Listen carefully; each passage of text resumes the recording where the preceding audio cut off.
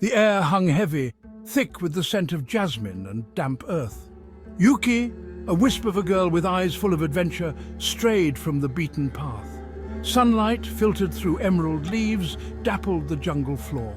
A flash of bronze scales, a rustle in the undergrowth, and she found herself facing a sight that would change her life forever. Kaa, the python, uncoiled from the branch, his hypnotic gaze locking onto hers.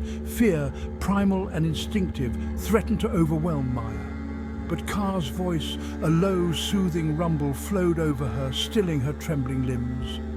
His eyes, twin pools of molten gold, held her captive. The jungle around them faded, the rustling leaves and chattering birds mere whispers at the edge of awareness. Only Kaa remained, his presence filling her world. In that moment, something shifted within Yuki, a seed of fascination taking root. It wasn't fear she felt, not anymore. It was a pull, an inexplicable yearning, a love blooming in the heart of the impossible. Time lost all meaning as Kaa's hypnotic gaze held her captive, weaving a spell of devotion around her heart.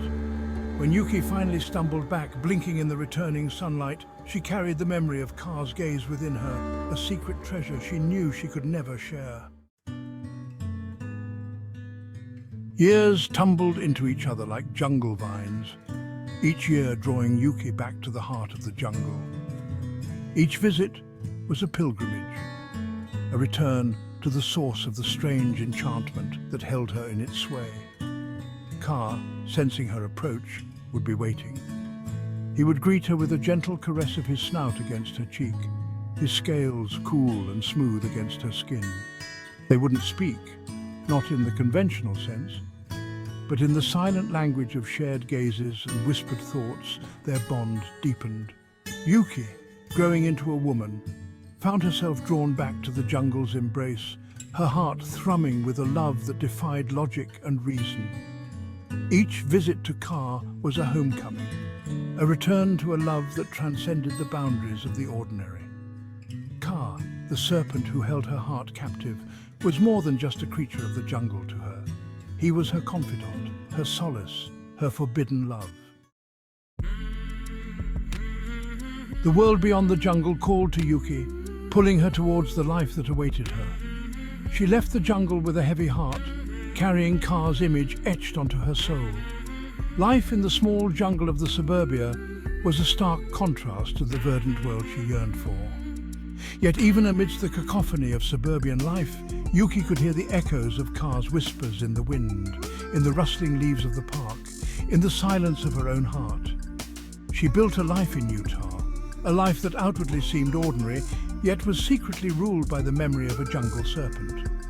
Her house, a testament to her dual existence, was a study in contrasts. Modern Japanese-styled furniture sat alongside fan art of Kaa and a blue kimono hung on her bedroom wall. Photos of her life in Utah were interspersed with sketches of Kaa, his hypnotic eyes seeming to follow her every move. Section 4. Utah's Distant Dreams. Nights were the hardest. The city lights seemed cold and distant compared to the star-dusted canopy of the jungle sky. She would clutch a worn plush toy shaped like Kaa, seeking solace in its softness. The years had done little to diminish the intensity of her feelings. If anything, the distance had only served to amplify her longing. Yuki's love for Kaa had become a part of her, woven into the very fabric of her being. She dreamt of shimmering brown scales and molten gold eyes, her heart aching for a love that society deemed impossible. The rational part of her knew the absurdity of it all. Yet in the depths of her heart, she remained Kaa's captive, bound to him by an invisible, unbreakable tether. The yearning in her heart echoed through her, a constant reminder of the love she could never truly have. Section 5. The Serpent's Quest. Kaa too felt the pang of her absence.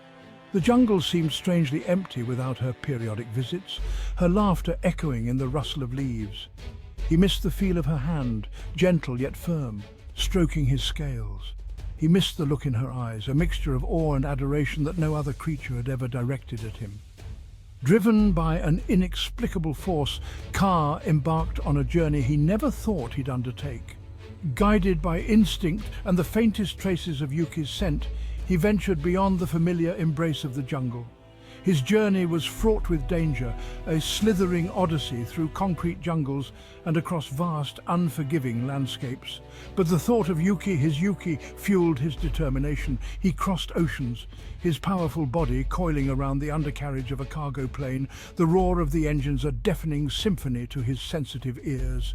He braved the unfamiliar, the cold, sterile environments of human civilization, his senses overwhelmed by the assault of sights and smells. Section 6. Reunion under the desert moon. The desert night was cool, a stark contrast to the humid warmth of the jungle Kaa called home. Yet as he sensed Yuki's presence within the brightly lit house, a warmth spread through him that had nothing to do with the temperature. He found her window, drawn by the faint scent of jasmine, and the sight of her familiar silhouette bathed in the warm glow of a bedside lamp.